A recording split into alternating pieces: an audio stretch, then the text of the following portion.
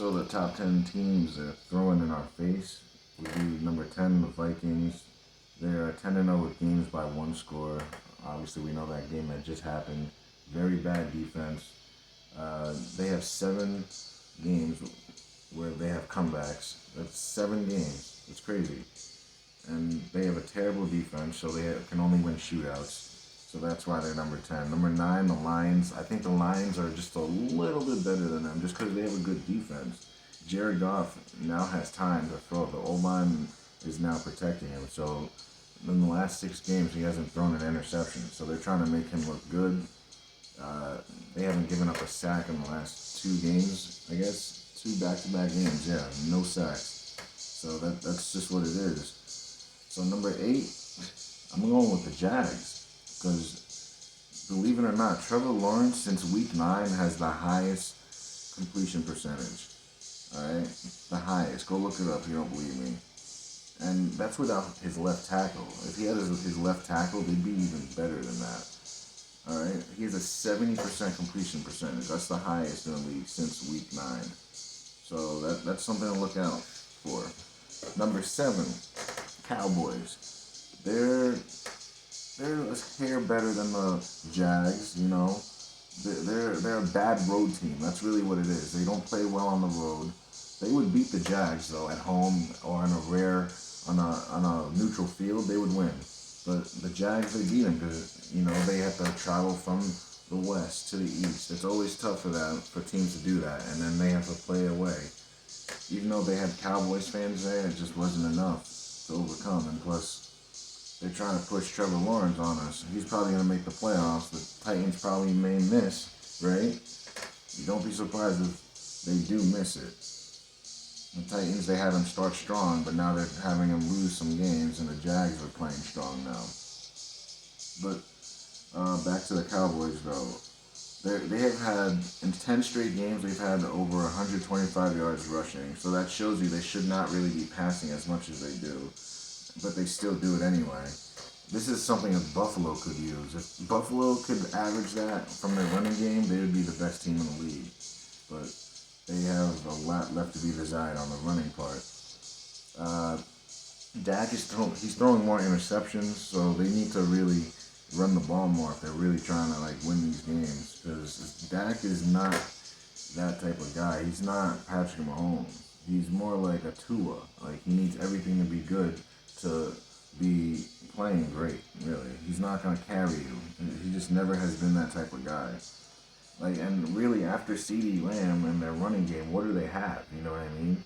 It's like if CeeDee Lamb goes out, I don't know who they have. I just don't know. Number 6, we're going to go with the Dolphins. They outplayed the Bills in bad weather. And like Dallas, they're not a Super Bowl team at all. But they can beat anyone at home. Let's be honest about that. If you think about anyone in the league, they could beat them at home, but they would probably lose away, and they wouldn't make it to the Super Bowl. Their defense is not great, and then most of it is hurt. They've been hurt most of the year. Tua is limited. There's only so much you can do with him. And they're just under 60% the completion percentage, which is just not going to get it done. It's just not. And their run D is not that good. They have okay pass defense and a pass rush, but it's just not Super Bowl bound. It just is not. But they should make the playoffs. I'll leave it at that. Number 5, I'm going to go with the Bills.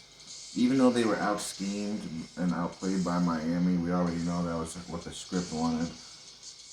But they're just too highly dependent on Josh Allen to save the day, which he can do, but for how long? Will he get hurt?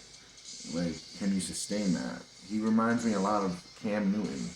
When I see him play, I think of Cam Newton. Cam Newton had a good 10-year career and then crashed. So that's the only fear I have with him. And he has no run game to help him. It's just he's their run game. I just don't know how far you can go with that. And they started off with them being the Super Bowl pick of the year, but it's really showing that they have a lot of holes that they have to fill. Number 4, Niners. Like, it doesn't matter who plays quarterback with them. Their scheme is so good, literally anybody can play. They can go get Alex Smith off the couch, and he'll do just fine. Bring him back over there. They have 8 wins by over 10 points. That's the most in the league. That's 8 wins by over 10 points. By far, that's the most in the league.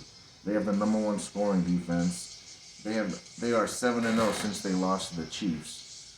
So this is a team they're really trying to push in our face. They have the most talent all over the field. Every single unit has a Pro Bowler. D-line, O-line, wide receiver, running back, tight end, safety, linebacker, corner. They're literally stacked. Every position has a Pro Bowler. So I wouldn't be surprised if this team bumps up to a number one slot. Don't forget, this is still week 15, going into week 16. So we'll see where everyone's at week 18. So that's that. And the thing about them, the thing about the Niners, after you play them, it seems that that team that plays them, win or lose, they tend to like lose or have a bad game the next week. So that means that they get beat up. They beat you down, the 49ers do. You leave that game feeling not yourself. That's what it looks like. Number 3, Chiefs.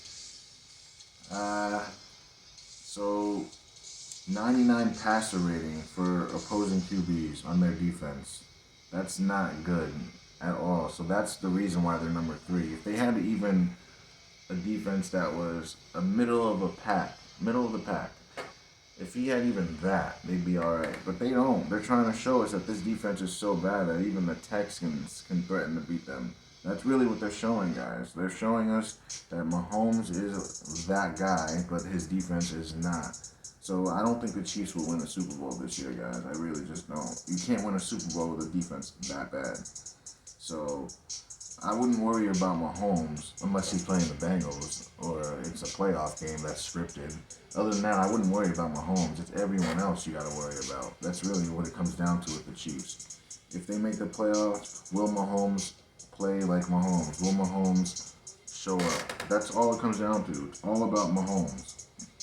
Number 2, Eagles. They're too reliant on Jalen Hurts' feet rather than his arm. They have the best pass defense and yards per rush, yards per game. It's hard to move the ball on them. They have a solid run game, 2 good wide receivers. They like to throw it up to A.J. Brown a lot. So it's literally like I said in that video, they just throw it up. It looks the same every time. They throw it up. Guy just catches it. The DB just forgets how to play the ball. I don't know, guys. It's literally, I just don't know. But yeah, the Eagles number 2. The only reason I'm saying number 2 is because Jalen Hurts is out and Gardner Minshew's in, so that makes them just a little bit worse. And that also is an indication that if he gets hurt during the playoffs, that they're in trouble. So careful, Eagles, because a running quarterback is always, there's a threat of him getting hurt, as we saw. But who knows? This injury could be faulty. It could be just one, just to get them to lose the game, to justify them losing to the Cowboys. But number 1, Bengals. Burrow is peaked, man. He has peaked. He has a 70%. He's completing 70% of his throws, and has now more time to throw than ever. So it's not like the beginning of the year where he had no time and it looked bad. This team has finally come together.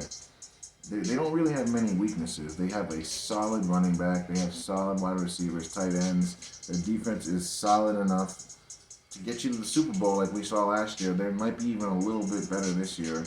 So they still got their kicker, even though there's manipulation. The thing about them though, they start slow and they beat you in the second half. So I think that's the motto. So if they make it to the playoffs, Super Bowl, look for them to start out losing every game and then come back and win. Joe Burrow, I think they said, Joe Burrow has the most fourth quarter comebacks since he's been playing. So that's telling in itself. So that's the number 1 pick for me. In my opinion, I think it's going to be Cincy versus either Tampa or maybe the Eagles in a Super Bowl. But I think it's probably going to be Cincy versus Tampa, and it's basically going to be either passing the torch to Brady or Brady beats the pupil and then moves on.